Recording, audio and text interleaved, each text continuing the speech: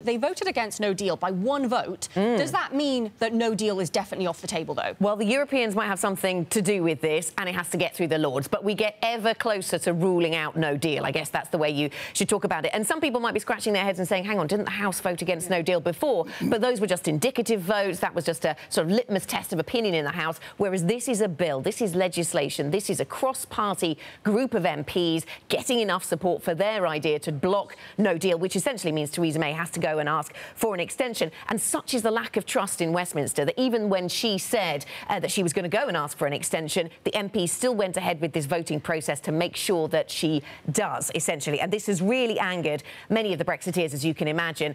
They have taken a process of crafting a bill that normally takes months. They've made it happen in just 6 hours. Brexiteers are livid about the outcome and what is going to happen here, but they're also calling this a constitutional outrage. They were already cross, of course, about these cross-party talks with somebody that they consider to be a Marxist and who's a self-declared socialist.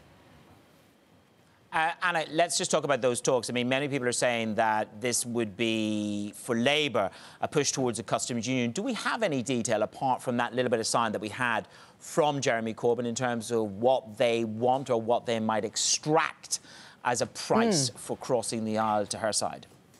Yes, we do, or at least we have the wish list, and maybe that's how we should consider it. We shouldn't consider it as the definite future direction of travel, because this is going to be a negotiation, and both are talking about compromise, aren't they? They say the talks were constructive, but on the wish list that Labour has provided, customs union is on there, access to the single market. Now, customs union doesn't have to mean the customs union, could mean a customs union. Access to the single market, what would Europe have to say about that? Regulatory alignment on environment, consumer regulations and workers' rights. This is a wish list, as I say. It's not a million miles away from what Labour has been saying around all these tests they had about Brexit. Remember, only 36 out of 313 Conservatives, though, in the indicative votes process actually voted for a customs union. So that would still very much remain divisive, even if some of those could be persuaded on board. And Corbyn under a lot of pressure from his side to put a second referendum on the table. That's not being talked about just yet, even though the teams are going to be starting to talk more in detail.